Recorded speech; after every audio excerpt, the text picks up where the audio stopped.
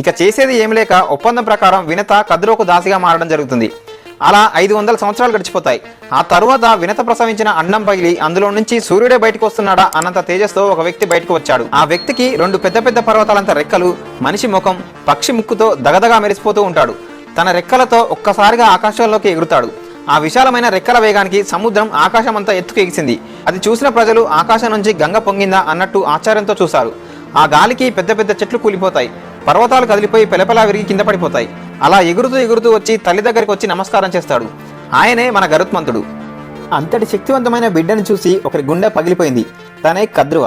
కద్రువ ఒక పన్నాగం పన్ని వినత ఎలాగో నా దాసి కాబట్టి తన సంతానం కూడా నా దాసిలాగానే ఉండాలి అని భావించి కద్రువ గరుత్మంతుడి దగ్గరికి వచ్చి, మీ అమ్మ నాకు దాసి కాబట్టి నువ్వు కూడా నాకు దాసుడువే, కాబట్టి ఇప్పటి నుంచి నేను చెప్పింది మాత్రమే నువ్వు చేయాలి అని చెప్పి తన పిల్లల్ని ఊరంతా తిప్పుతూ వారికి సేవ చేయి అని చెప్తుంది. గరుత్మంతుడు ఎంతటి బలవంతుడైనా ఇక చేసేది ఏమి లేక ఆ పాముల్ని తన మీద కూర్చోబెట్టుకుని ఎగురుతూ పర్వతాలు, సముద్రాలు అన్ని తిప్పుతూ వారికి సేవ చేస్తూ ఉంటాడు. ఒకరోజు ఆ పాములు సూర్యుడి దగ్గరికి తీసుకువెళ్ళమని చెప్తాయి.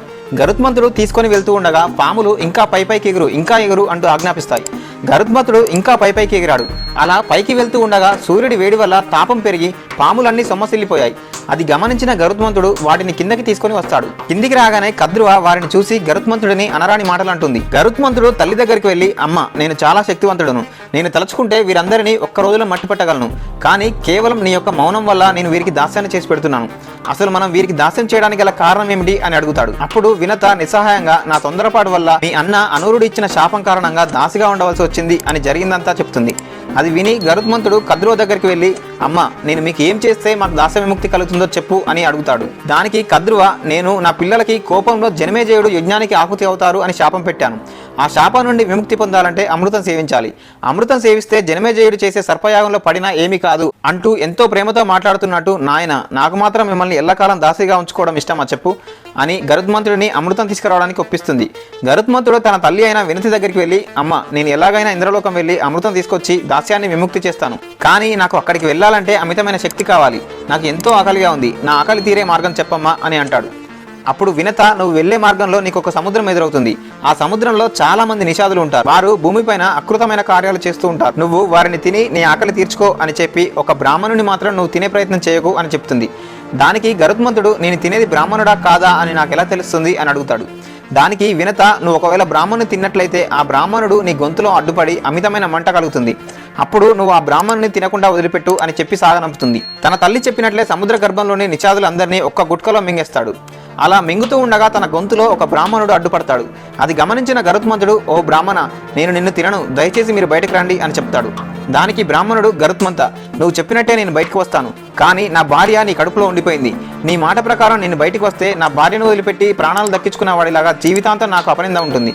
వస్తే మేమిద్దరం కలిసి వస్తాం, లేకపోతే నేను కూడా నీకు ఆహుతి అవుతాను అని చెప్తాడు. దానికి గరుత్మంతుడు బ్రాహ్మణుడితో పాటు తన భార్యను కూడా వదిలిపెడతాడు. కానీ గరుత్మంతుడి ఆకలి సగం మాత్రమే తీరుతుంది. మిగతా సగం ఆకలి తీర్చుకోవడానికి తన తండ్రి అయిన కశ్యప ప్రజాపతి దగ్గరికి వెళ్తాడు. అప్పుడు కశ్యపుడు, పూర్వం విభావసుడు, సుప్రతీకుడు అనే 2 అన్నదమ్ములు ఉండేవారు. విభావసుడు తన తండ్రి ఆస్తి మొత్తాన్ని తన సొంతం చేసుకుంటాడు. సుప్రతీకుడు తన తండ్రి ఆస్తి కాబట్టి నాకు కూడా వాటా వస్తుంది అని విభావసుని అడుగుతాడు. ఆస్తి పంచి ఇవ్వడానికి విభావసుడు నిరాకరించడంతో సుప్రతీకుడు విభావసుని ఏనుగుగా మారిపో అని శపిస్తాడు.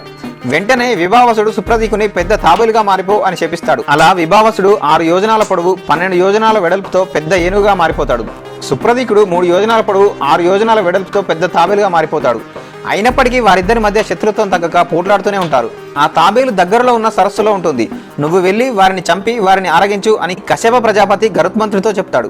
గరుత్మంతుడు తండ్రికి నమస్కరించి వెళ్ళి ఆ సరస్సు దగ్గర ఉన్న చెట్టు మీద నిలబడి 2 ఎప్పుడు కలుస్తాయా అని ఎదురు చూస్తూ ఉంటాడు. ఇంతలో ఏనుగు నీరు తాగడానికి వచ్చి ఆ సరస్సులో దిగగానే తాబేలు ఆ ఏనుగును గట్టిగా పట్టుకుంటుంది. 2 నువ్వా నేనా అంటూ కొట్టుకుంటూ ఉండగా ఒకటి మునగడం ఒకటి తేలడం జరుగుతుంది.